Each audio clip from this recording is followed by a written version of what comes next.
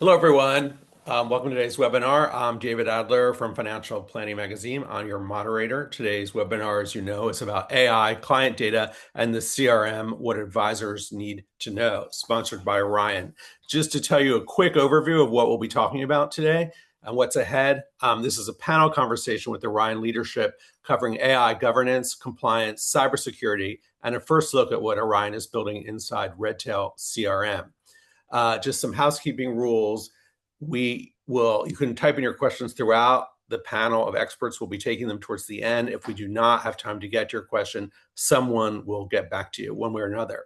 So just to give you a little more of the flavor of what we'll be learning, AI is what pretty much everyone is talking about right now. And if you're in financial services, you're probably getting it from every direction. Your clients are asking questions, your vendors are dropping into every conversation, and a lot of the noise out there is not exactly helpful.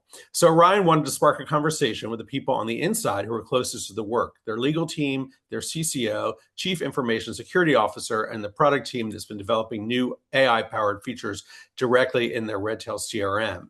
And we're not just going to have a nice conversation. Let me rephrase that. We're going to be hearing a conversation rather than just a dry presentation, and in part because this information is moving so rapidly.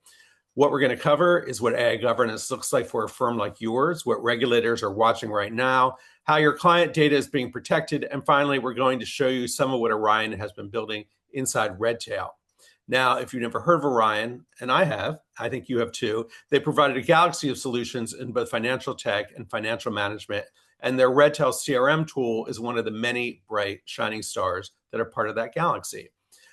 I would now like to introduce you to our expert panel from Orion. Our first speaker will be John Lawless, Senior Vice President, Legal and Risk Management. John, do you want to tell us a bit more about yourself? Oh, yeah, absolutely. Thanks, David. Appreciate the intro. Like David said, I am SVP of Legal and Risk Management here at Orion. I've overseen our business teams, our tech legal business teams, for around 7 years, and I now oversee Orion's legal, risk management, risk audit functionality. And really, in the last, I would say, 18 to 24 months, my teams have been really dialed in and focused on AI governance. So that's what we're here to talk about today. Sounds perfect. Next up, we have Mark Aldren, Chief Compliance Officer. Mark, would you like to introduce yourself? Sure. In my role as the Chief Compliance Officer, I oversee the compliance program for Orion's wealth management business and how that program interacts with the Orion tech offerings. I've been with Orion for 3 years and in the financial industry regulation compliance for 15 years, the first 7 at FINRA, and then the last 8 at tech-enabled and tech-forward firms like Orion. And I'm really excited to join this discussion. Great. Our next expert is Jim O'Hara, Senior Vice President, Chief Information Security and AI Security Officer. Great. Thanks, David. Yeah, Jim O'Hara, responsible for overall information security for Orion as well as our AI initiatives. I've been with the Brinker Capital and Orion family since the early 2000s. And, lots to do in this area and happy to share our perspective on it with this group today. Great. Welcome. And then our fourth panelist is Brian Towner, who's VP Strategic Product Development. Brian, would you like to tell us more about yourself? Yeah, absolutely. So I've been at Orion around 11 years. I've worked in our operations area and in product development. I oversee a portion of our Orion products, mainly being Redtail CRM, Orion Planning, as well as Orion Risk Intelligence. So I get the distinct pleasure of talking on what we've been developing and then working with these other 3 panelists on how we formulate that and really bring a great product out to the market. Great. So before we get started with your professional content, we're going to take a poll in order to read the room, or rather the virtual room. So here's a poll question we put up there for you as the audience to answer. The basic idea behind this poll is that AI is showing up in a lot of different ways inside advisory practices right now. And we want to know where you are as an audience. So take a second and you can select all that apply. So let's go just through the questions one more time. How are you using AI in your practice? Meeting prep, note-taking, data analysis, client communication drafts, marketing content, or another possibility. And before I go a little more into the panel, I'm just saying while we're waiting the results, I'd like to ask some of our panelists who wants to jump in what you expect to see from the results. Is there anything on this list that makes you nervous or excited about how advisors are using AI? Anyone want to go into that? I mean, I'll jump in a little bit. I mean, just looking at the list, I think that that's, honestly a great list of ways in which that advisors and advisory firms could implement AI into their practices and their day-to-day business life. So I'm kind of expecting this to be all over the board there, and maybe all of them are quite a bit in use already. Okay. Well, let's see what the actual results are. Interesting. So as we look in the results, note-taking, wherever you fall on this list, the thing that ties it all together is the question, do you have a framework of how you're doing this responsibly? That's where we're going to start here today, because we want, before you can confidently say yes to AI inside your practice, you need to know who's accountable and what guardrails are in place. And that's why we're going to shoot over to John to talk to us about data governance and legal risk. John? Yeah, thanks, David. I think the biggest thing is, and just looking at the live view of this, obviously looks like note taking is by far and away where people have started to implement AI in their day-to-day business lives, and that makes a lot of sense. But really, when I think of AI governance and what it means, both internally at Orion and probably how I would think of it if I was a wealth management firm out there, is I'm really thinking of you know how do we take things that were existing problems that advisory and advisory firms have been addressing for quite some time, and how do we start to think of them in a new context? And so AI governance to me, I think when you hear compliance, when you hear InfoSec, when you hear governance, you start to shelter up a little bit probably, and you start thinking like, oh no, we might be thinking bottlenecks, et cetera. But I kind of want to flip that on its head. When I think of AI governance, I really think about time and tail questions that we've been addressing forever. So I'm thinking about data privacy. I'm thinking about data security. I'm thinking about fiduciary responsibility. I'm thinking about soundness of decisions for our clients. And really what we're seeing with the proliferation of AI on the marketplace is that we're having those same old questions about what we do in light of those issues amplified, right? Times 100 because of the power of the tool, what the tool can provide, how the tool can be sort of embedded throughout the experience. And so I think personally that AI governance is something that can really enable artificial intelligence and its adoption, because when you think of those things, we really need to get a handle on them first before we start to roll them out. But once you have that governance in place, you can really accelerate what you're doing and empower your advisors to use them to build efficiencies into their day-to-day business that can really get them back to the client-facing relationship.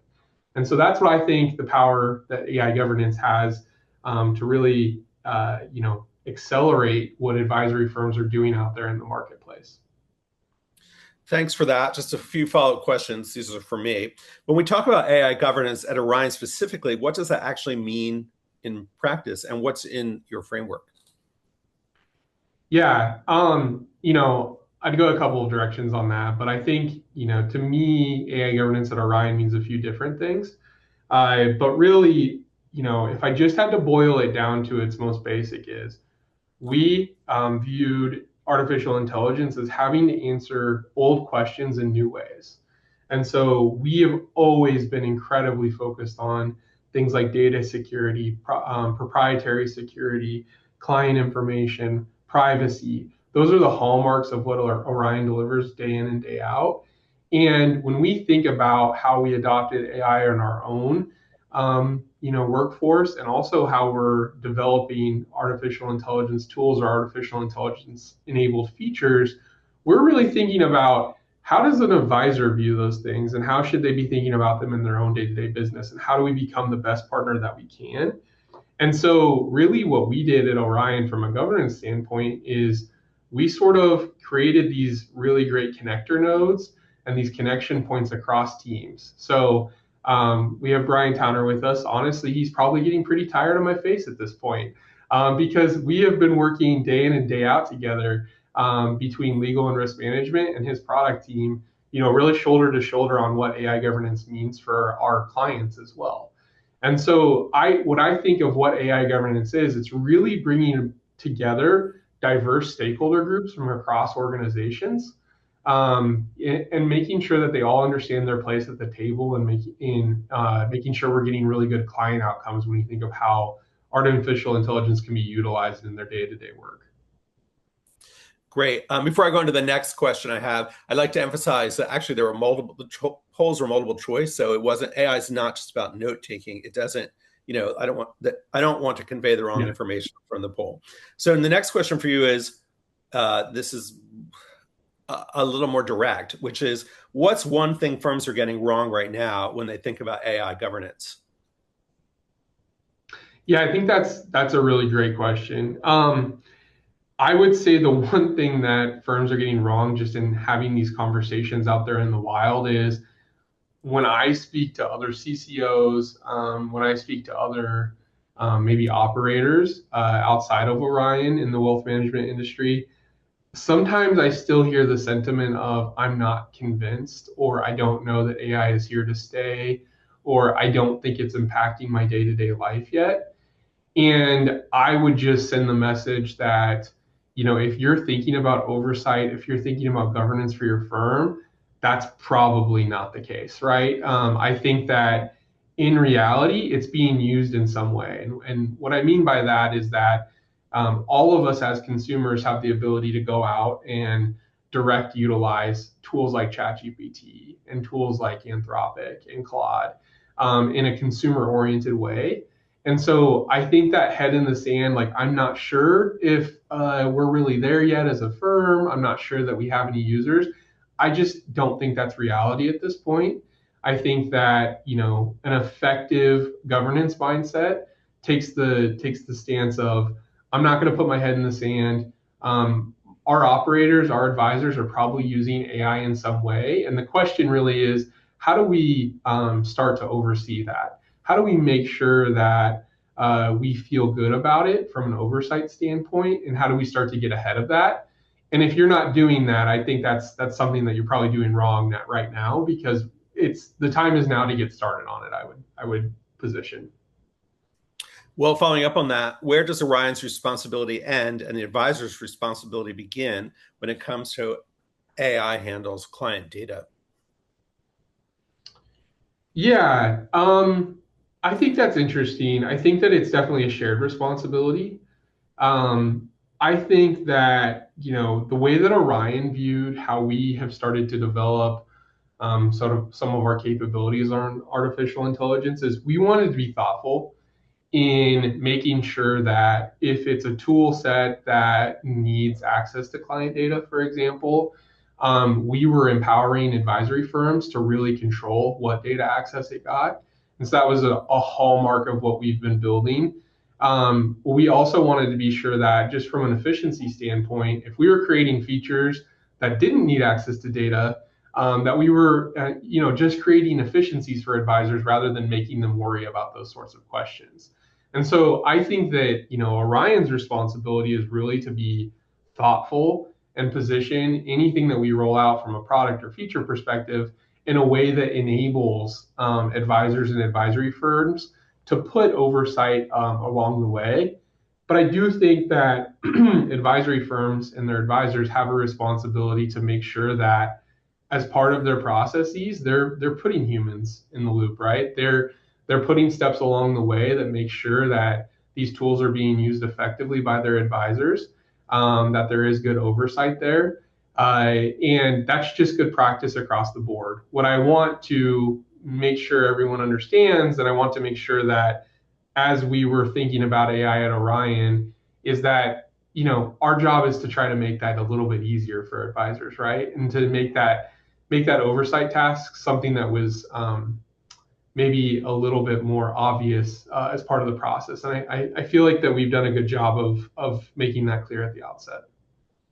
Great. I just want to ask a follow-up question of one of your panelists, since we'll be hearing from them in greater detail later. It's for Jim, which is, how does the governance structure John described connect to what your security team actually needs to do its job? Yeah, thanks, David. It's really what kind of John already said here is that in developing our governance structure, our policies, and so forth, our controls, it's important to gather stakeholders from across the organization. Obviously, security was a big piece of that, but it's only through the wide business perspective that you're going to get all the necessary input to formulate a worthwhile, effective AI governance approach. Perfect. Thanks for that. I think we'll now move on to now that we've set the stage here, I'm going to just move on to the next section here, which is a new poll for the rest of you. So now that we have the foundation, and this is for the audience, the question is basically to tell us where your firms are in their AI journey. So that's why this poll's up. So the poll basically, or specifically asks, who in your firm currently owns AI governance decisions? Is it compliance, IT, cybersecurity, legal, risk management, leadership, C-suite / collaborative? No one has formally claimed it yet. And while we're waiting for the responses, again, I'm going to ask the panel, like, what if it's nobody? What do you think about that? And John, in your experience, which of these answers tends to lead to the best outcome? Yeah, absolutely. I mean, if it's nobody, I would position, let's start thinking about that, right? But I honestly, I think the best outcome is a top-down buy-in approach. And so I think leadership, C-suite / collaborative, like that's where it needs to come from. I think that there's multiple ways to get at this, but really when we think of where there's connection points that need to be made. If you're just trying to drive this from a policy perspective, you're probably not going to quite get there. If you're trying to drive it from a policy and controls and education, you're going to get there. And what that takes collaboration across your organization, and it really takes a lean-in culture at the leadership level. And so I think that's what we've tried to drive to here at Orion, and that's really what I think that firms across the board need to drive to. Well, thanks for that background, but let's see what the results actually are. Interesting. So compliance is up there. So now we're actually, it just so happens that we're going to move to compliance because AI governance without a compliant lens is incomplete. We're going to talk to Mark, your Orion CCO, and this is where you live at the intersection every single day. So Mark, tell us what you're seeing out there in terms of compliance. Yeah, sure. And just commenting on this poll, you have compliance, IT, legal, risk management. I'm sure there were not few people in this audience that they didn't know which one they should pick because there might be all of them if you're in a smaller firm. And that's at Orion, we're lucky to have the different group here to go through this. But that is something firms need to think about is, how am I doing this? But I also have operations. So the governance is a big aspect of it, but I have other things to do. But if you want to really move your business forward in AI, you need to have a governance framework. And it really needs to be specific to your firm. This is something that is in every conversation I have with CCOs, AI comes up as a topic. So it's definitely out there on the minds of everyone. And we're also seeing the regulators pay close attention to what we're doing, but they're also learning too, and learning how they can use AI to be better regulators, but then also what they need to do to supervise firms in their examination functions and enforcement functions. So from a compliance perspective, I love seeing compliance at the top of the list as where it's owning governance decisions, but I do agree with John that it needs executive sponsorship, leadership sponsorship, because compliance shouldn't be driving a business transformation like that. It really should be the leadership. Okay, so now I have some formal questions which are, what are regulators watching right now when it comes to AI in advisor practices? Mostly what they're looking for is, are you doing something? Like if they walk into your firm to start doing an exam and ask you how you're doing on AI, and you, like John said, you got your head in the sand or you're not doing anything, that's going to be a huge red flag for them to start looking further. There's also the concept, like, are you just going to say you're banning it? Well, if you say your reps aren't allowed to use AI, if you want to say that, they're going to need something clear supervision. How are you controlling that? Because if you have multiple reps across the country, how are you ensuring they're not using AI in some way? And when you start doing this governance framework, are you doing something that's thoughtful and specific to your firm? And can you show the regulators how you're doing that? Great. Next question. What does responsible AI mean in practice, not just as a talking point? The best place to start is the regulatory framework to make sure that you're responsible AI for your practice, for your firm. Think about whether you're an advisor or broker dealer or duly registered. What framework are you under? The fiduciary duty, the best interest, the concept of are you meeting your duty of care to your clients? Are you meeting your duty of loyalty? By the care aspect of that, if you're using AI, how are you ensuring that it's not it's doing what you think it should be doing? Are you checking that, putting that human in the place to make sure before it does something for a client, or it's taking notes and it's putting in the note that you're confirming the note it took was actually what you discussed? And then the duty of loyalty is your AI putting your interest above your clients somehow, even if you don't intend it to do it that way. And the next concept is just following that framework, like the rules that you're responsible for. How do you meet the requirements using the tool? So privacy do you have controls in place to ensure that customer data is being used, is secure? Do you follow a disclosure framework? If you're using AI to help you manage your client's account, have you assessed whether you need to actually disclose how you're using it to your clients, or it's not need to be disclosed? And then setting up policies and procedures around this. Do you have a framework from the government's aspect to create the policies to submit those to your staff to ensure they have something to follow? And then the oversight of that testing, and the concept of books and records, which John just sent me an article this morning that this is a hot topic of the note takers, is the books and records aspect of it. Like what part of a note taker is a book and record that a firm needs to keep that then becomes something you have to provide to the regulators if asked. And then the final concept on the responsible AI is thinking about when is an activity, if AI is doing something, when is that activity something that needs to be actually done by a registered person? Thinking about that aspect of it is an important aspect too. Well, as a follow-up, what are some things that CCOs are worried about that might not be directly related to AI, but we are seeing come up in the way of the way AI is being leveraged? This is something I worry about, and I think most compliance officers do as well. And it's not necessarily new, but AI can definitely expand it. Is the concept of doing a lot of things wrong very quickly.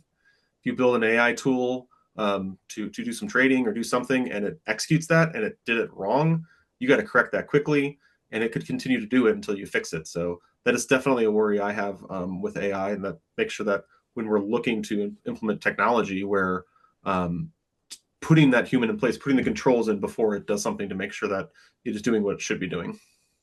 Well, to continue with this theme of worry, or maybe a solution to the worry, the question for you is, if a compliance officer is in the audience today and feeling nervous, what's the one thing you'd want them to walk away knowing? Yeah, I may have made some compliance officers nervous, and I apologize if I did.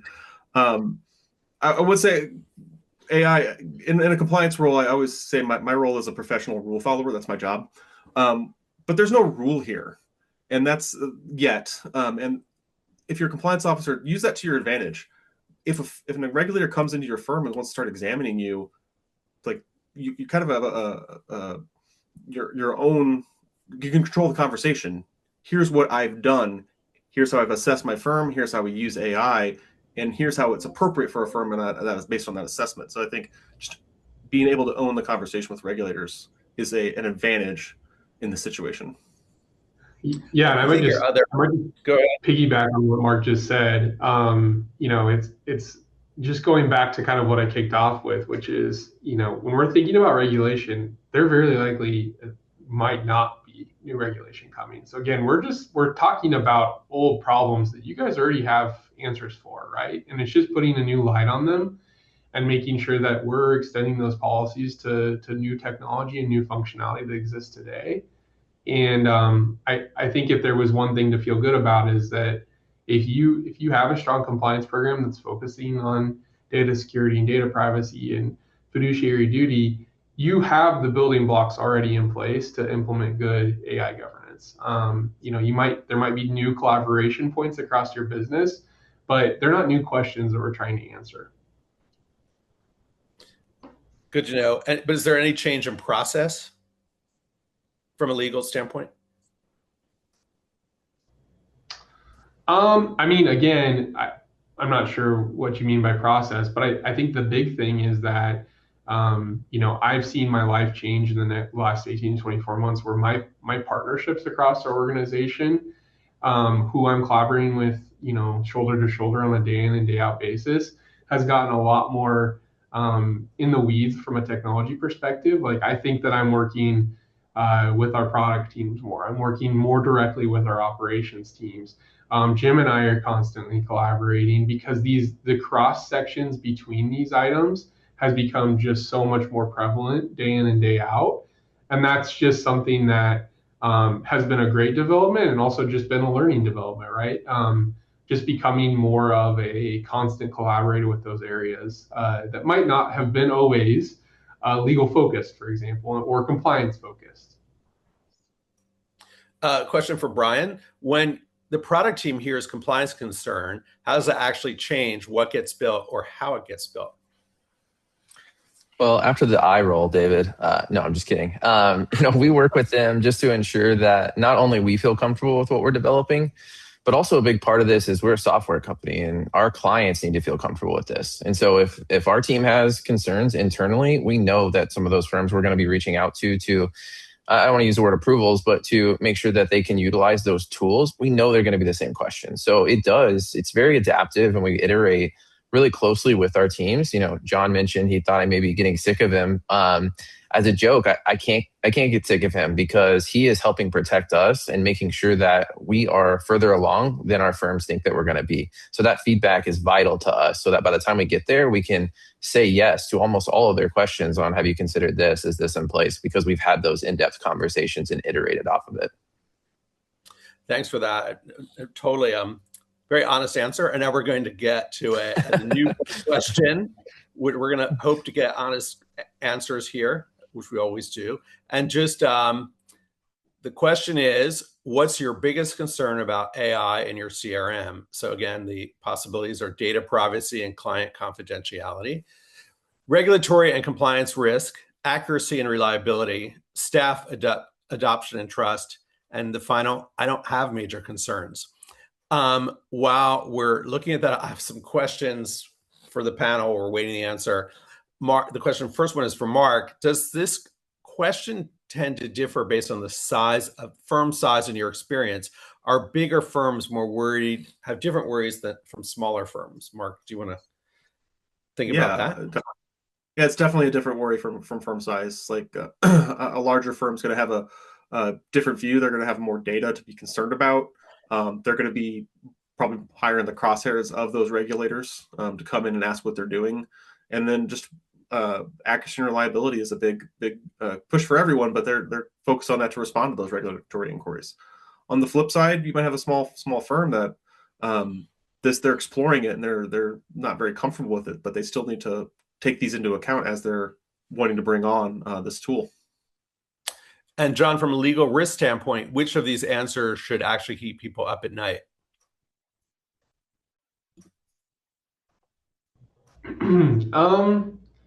I mean, keeping them up at night again, just I would say, what do I constantly worry about? It's all of these things. And I think that, we're in an interesting position where I think from our own perspective and our own journey in AI, right now, a lot of what I'm worried about is staff adoption and trust.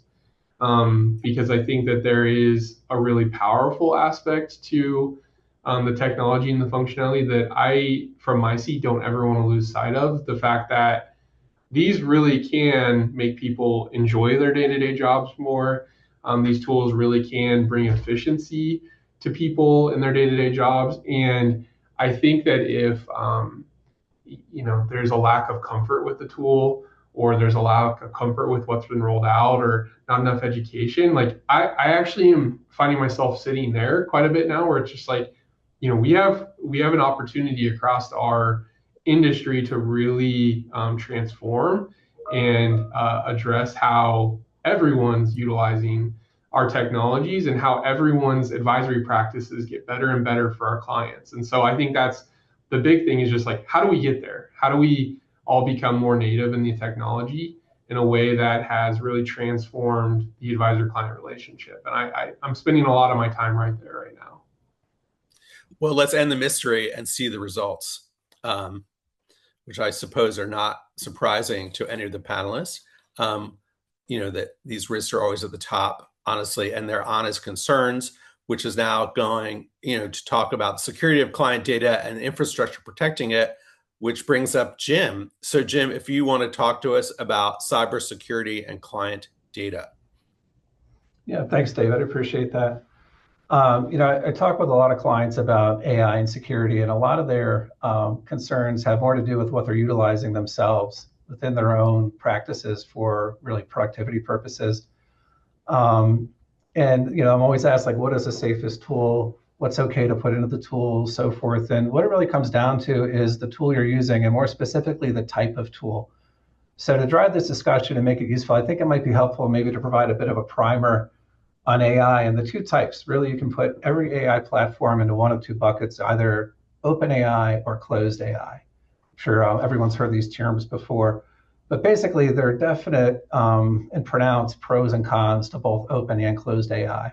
So the open AI is your ChatGPT, your Grok, your Gemini, those sorts of things that you usually can access from a browser. And that's really their biggest advantage is their accessibility. They're usually free, widely available, and the information used to train the model is very large. It's pretty much the entire planet. So those are definitely the advantages of those tools. The drawbacks, as you might imagine, and what most people fear is the privacy and the ownership of the data input into those tools. And organizations should be very careful about how they allow their employees to utilize these tools, because once you put that into that input prompt, it becomes the property and is learned and is a whole part now of that OpenAI model. So if you put in sensitive data or client data, for example, that's a bell that can't be unrung. That data is out there now. So that's the biggest risk with the OpenAI models. Now, closed AI models give you security and control. So the information that's input to those types of models, you own wholly. You can control it, you can delete it. That information is not used to train that model for other consumers, so you don't have to worry about your competitor benefiting from some of the information one of your employees may have input to that closed model tool. Those are the biggest benefits. Of course, there are downsides as well, the biggest being cost, really. So if you're running in a secure, effective closed AI platform, you can expect to spend some money. And I'm not talking about like the $20 a month you're giving Grok so that you get more throughput or more prompt usage. I'm talking like on the order of around $100 per user per month to provide you that control and security that you enjoy as kind of a closed AI model benefits. So that kind of sets the table there. Now, Orion, we use both. Obviously, for any system that utilizes sensitive data, client data, it's going to be a closed model. It can be very well protected, regulated, monitored, and so forth. But these open AI models, they can be great productivity enhancers for your employees to research different approaches to solutions or different automations. And so we allow that too, but it's always in a very controlled environment. We have a documented AI usage policy that covers both types of AI. Employees are trained on this and they're held accountable. We monitor adherence to this policy. So, there is a place both for open and closed AI in the world. It really comes down to your use case and your risk threshold, really, for the types of data being used. Thanks for that. Very clear typology differentiating the two. Follow-up is, what is Orion doing at the infrastructure level to protect client data as AI features expand? Sure. Yeah, great question. I get this one a lot too. Is AI gonna hack everyone? And the answer is not if you're prepared. So a lot of you may have heard of Anthropic's Project Glasswing, which is really a study in how AI-enabled hacking tools are going to change the threat landscape.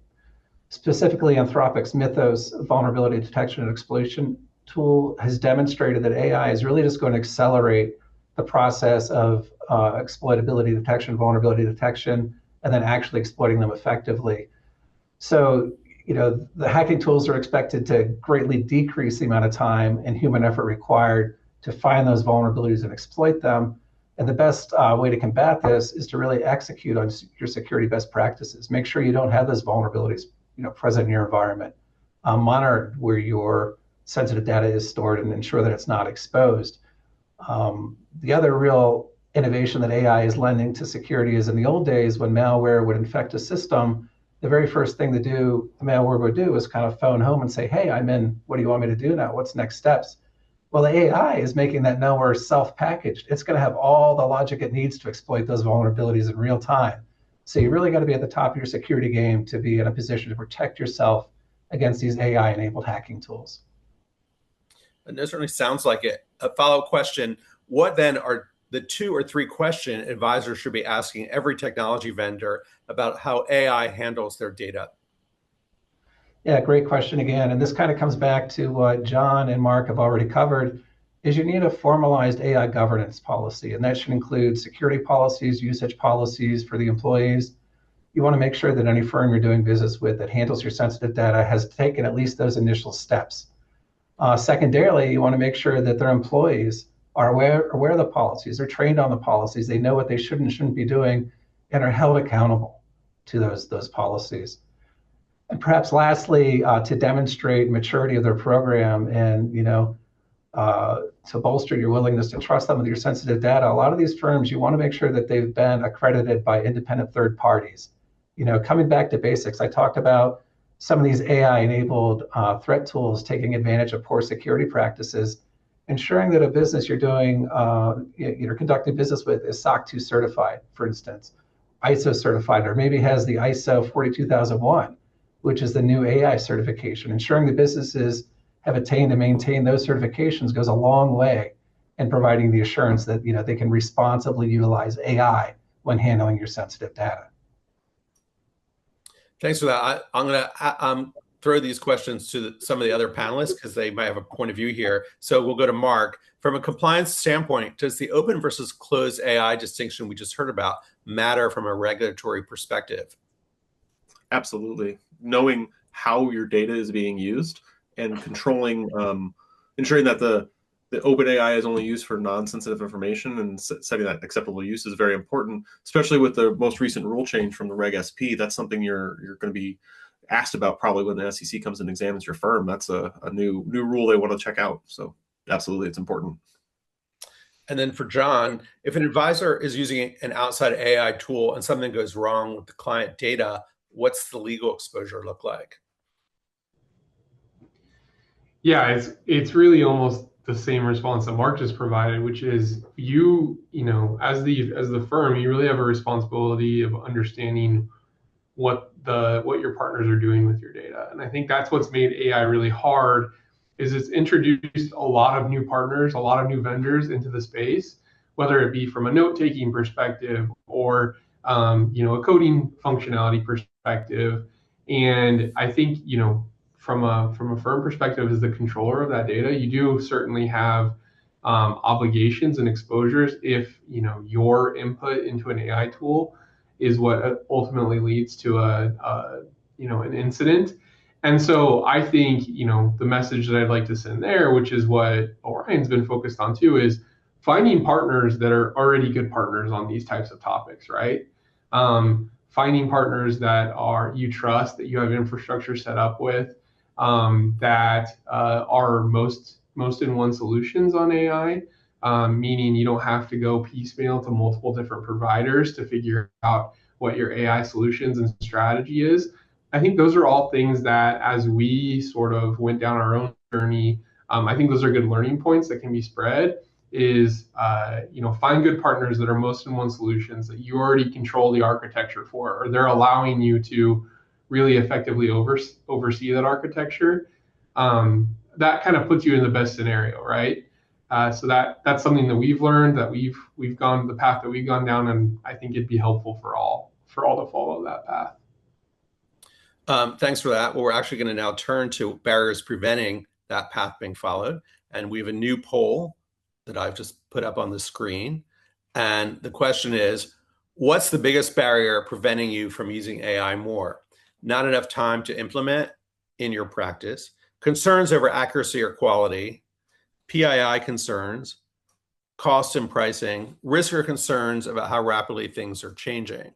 While we're waiting for the results, Jim, when you see advisors hesitating in AI because of these sort of concerns, is that hesitation usually well-founded, or are they worrying about the wrong things?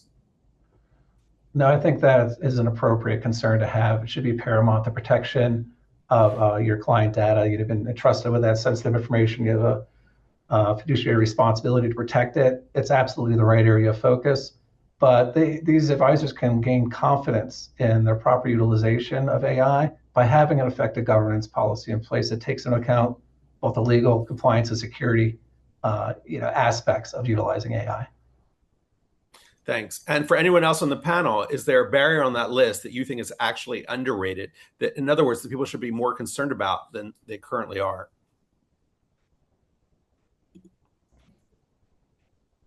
I'll put up the results, which might help us here. Go ahead.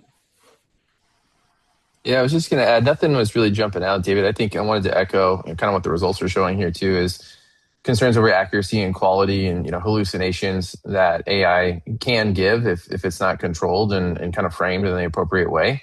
That's the biggest one that I hear from firms. And John mentioned this earlier, and I want to reiterate, a big thing here at Orion is human in the loop. While we are utilizing AI tools to help enable efficiency, that still needs to be part of the practice. The user still needs to be verifying, what is done and ensuring that there are no, concerns over that accuracy or the quality of the data. It's just a big focus that we have to make sure that those users are in the loop of what is happening, and they're the ones kind of still orchestrating that work. Okay, well, let's dig into that more. As we know, we spent the last part of this webinar being, I think, very candid about the challenges, governance, compliance, security, and other concerns. And now we get to talk about what Orion has been building with all of that in mind. This is the part of the conversation where we get to show your work. We're going to turn to Brian now for a look about what Orion is going to be putting in front of you with Redtail. Brian? Yeah. Yep. Yeah. So I'll talk just real quick, and then I will jump into a quick demo, just showcasing a couple of the tools. So today we are focused on Redtail. At Orion, we have a wide set of AI tools that we are working on just to help that efficiency and enablement across all of our ecosystem. For Redtail, we really wanted to focus on natural language processing and some actions that can be taken through that. A CRM is a great well of data that you spend a lot of time, some of you even years, implementing into the system. Some of the history that you have with these contexts goes back multiple years. But as you're looking for information or doing your day-to-day, the old school way of clicking through the site, it's not as feasible, as it once was. And so what we wanted to do is introduce that natural language processing through what we're just calling an assistant live in the site, so that you have the ability to ask questions of your data, have it help in setting up different functionality, from creating an activity, creating an opportunity, or even creating a contact. And we'll continue to expand on that. I do want to reference one of the Q&As I saw is just asking us about what we're thinking from an agentic framework and different agents that we can introduce. And now we don't have any live yet. We are working with a lot of these panelists on here, so that we can bring those to the forefront. And we want to make sure that as we're building that they are enabling you to be more efficient. So one of the agents could be creating a new account, right? There's a lot of steps that go through that, from a CRM to potentially a planning tool. Maybe you want to run a proposal, right? And those actions, we know a lot of those steps, but each one of you may have a different workflow in place in your CRM. And so working with the framework that each of you have established is really our goal, to make sure that that's successful when we do launch that. So let me show briefly here. So what you're looking at is the CRM, and over to the left is what I just referenced, which is called Assistant. One of the questions as well in Q&A was asking about, an audit and training information. We're not going to train on your client's data. What we are going to look to do, though, is train on the questions that you're asking, right? If you're constantly, whether it's every morning, every week, asking questions of the system, we want to learn from that, learn how you want to utilize the system and make that a lot more efficient for you. One of my favorite prompts, and this is true with any new AI that I use, is really just asking it, what can you help me with? How can you help me? And so as we're doing that, you can see over here to the left, we do keep that audit. And then in here, you can see the different things that we're focusing on: searching for contacts, creating those contacts, adding notes, activities, opportunities. Making this system work for you is, again, our end goal. We are very close to releasing this into a limited beta. If any of you would like to be part of that, please let us know and reach out. But within here, not only can you kind of ask questions, there's an advanced search capability. So find all AAA clients over 65. Within our system, you would have to go to advanced search to do that. But one thing that we built is, again, that edit. So the human in the loop, one is like, hey, before you take an action, we make sure that you're clicking that, but also checking our work. So you can go and edit that query and say, hey, what was it set up to do? And so there's that verification process throughout that we really wanted to focus on to make sure that you felt comfortable with the data that was being displayed. Another item that we built is next best actions. So you'll see an added tile to our today page.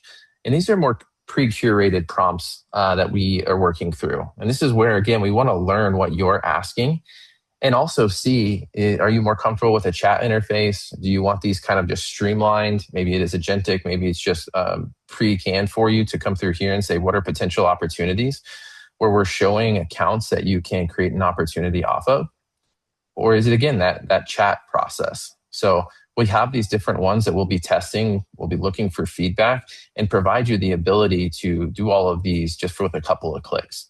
But again, I have to be the one that confirms it. So while it's creating the activity, it's creating the subject, the description, you can edit all of that. It's really to efficiently get you closer from point A to point B. Now, some other items that we are working on.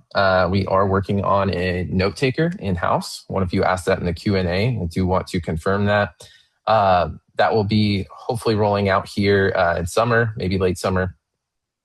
And then we're also working on a new interface. This is something that I showcased at Ascent for any of you that were at our Ascent conference. And this is going to be more AI forward or AI centric from a CRM standpoint. It'll still sit on your same Redtail database from a CRM standpoint, but you'll have more ability to ask questions. And again, those agentic workflows that I talked about, we want to make sure that that is front and center for you to utilize the platform. All right. I went a lot in there, David. I think I've seen a couple questions come through. Well, we do have a few questions. But before I get to the questions, and we actually have another poll just to get through very quickly, which is just see if the audience, what the audience is thinking here. What would make you more confident adopting AI features inside your CRM? Clear documentation on how data is used, compliance approved guardrails built in, peer success stories from firms like mine, and more hands-on training and demo. While we think about these polls, I'd like to say that we're going to, before this webinar is over, we're going to find out more how to get in touch with Brian to follow up on some of the points he mentioned, which are important.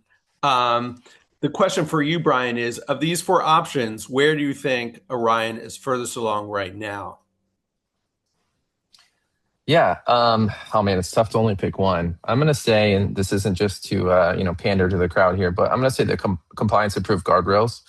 And that's really because we've kind of had to force that to be done. As John mentioned, he's working very closely with our product teams, not only with me and my development teams, but all the other teams here at Orion. And part of that, I think, helps the documentation, because if we don't have those guardrails, our documentation could be all over the place because we're building different things. So for us, it's been really helpful to have those guardrails. And again, as fast as everything is changing, we have to be very iterative in that. But everything we've talked about today has gone into these developments. And we want to release things through our early access program to get people comfortable with it, so that they can enable it, test drive it a little bit. And then if they need to, they can turn that off, but they can really explore those features and kind of hopefully find a lot of great use cases through those products that we're developing. Perfect. Let's just see what the results are. And Brian or any of the other panelists have any surprises here? This is not, I think I'm a little surprised. Go ahead, Mark. Sorry. This is definitely not surprising at all. The compliance guardrails is a big thing. But talking to Brian, like why John is doing this is we have a large client base of firms from every size, and we know what they're going to expect of us when we roll out a product. So we know we have to have these things. Brian, you have to think about when you're building the product, and John and Jim when you're helping the government structure. Yeah, I'm interested to hear what Brian's surprised by. Let's hear it. I was just going to say and I guess it's not surprising is a loose word, but the peer success stories, I think, and maybe success is the one that they call people out, but just in a lot of people that I talk to, there's so much experimentation going around, and there's a lot of people that are really excited about things they've built, whether it's internally, or for other people to utilize. And so that one just being at the bottom, I think kind of surprised me a little bit as all. Yeah, that makes sense. That we don't have time to look. There are a lot of questions, and can apologize on behalf of Orion that we don't have time to answer all of them, but you will be someone will get back to you, but I just want to pop one in that's a nice one, which is, because it's pragmatic, how can we sign up early for early access to the Redtail Assistant? Yeah, so everything, all of our new releases, especially on the larger side, will be through our early access, and that can be enabled just directly through your CRM. That's where we push our new features to get tests and feedback and really iterate before it goes out to the larger mass. I'll even open it up here. If you want to be part of any of our beta programs, you can shoot me an email. It's brian.towner@orion.com. Not everybody will be able to make it. It may be firm specific too. Someone asked about their specific broker dealer. We're in communication with all of our partners to ensure that they feel comfortable with what we're building and the direction that we're going. Some of them don't want you to be part of it day one, as they want to be part of it and get comfortable with it. So even if you email me, I will let you know kind of which direction your firm is going. If you're an RIA or you have full control, then definitely shoot me an email. But we're trying to be, really smart with this and make sure that people are comfortable with what we're building. And that's, again, those guardrails, that documentation, ensuring we have that buttoned up. And so we can get that out to everybody. Thank you for John, Mark, Jim, and Brian. We hope everyone's taking away from today is that Orion isn't just talking about responsible AI. We've shown that they've invested in building it. The government framework, the compliance guardrails, security architecture, and the features inside Redtail are all part of the same story. Before I sign off, I just want, and notice the QR code is here. I wonder if we have any sort of final closing words from each of our panelists, perhaps in the order they spoke. I think would be easiest. Yeah, absolutely. I just want to thank everyone for joining today. I think certainly all of us will take away the questions that were posted and try to have some responsive materials out there. I think the great thing is it sounds like everyone's really, really interested in how they can get more access to these functionalities and tools. And I hope you guys are excited once you've seen how we've, certainly put some of the practices that we're preaching just directly into the tool sets themselves. I'll kick it over to Jim. Yeah, thanks, David. I hope that the audience found the information security content helpful today. If you'd like to learn more about what Orion is doing, please visit orion.com. At the bottom, there's a link to the Trust Center. And we have content both related to general information security as well as specifically to AI security if you'd like to know more. So thank you. And I'd just like to thank David for hosting this and having us for this conversation. I think it's helpful for the industry and it's something that's on everyone's mind. So happy to be able to contribute to that. It is. And Brian, you have the last word. As it should be, right? Let product do that. No, I just want to call out quickly, the QR code on the screen does give you a little bit more insight into what early access is, how you can turn it on and enable it. So be free to check that out, or feel free to check that out. Thank you, everyone. John mentioned it. There's a lot of excitement. I'm trying to answer as fast as I can in Q&A, but there will be a follow-up about just what we're building, the direction we're heading. So really excited. I'm glad people found this interesting. I think I love the way that we set this up because everything that we talked about up front really led into what we're developing, how we're developing it, the controls we're putting in place. And so I think it's really exciting to see everybody's excitement just around AI and Redtail in general. So I really appreciate everyone taking the time with us. Thanks, everyone.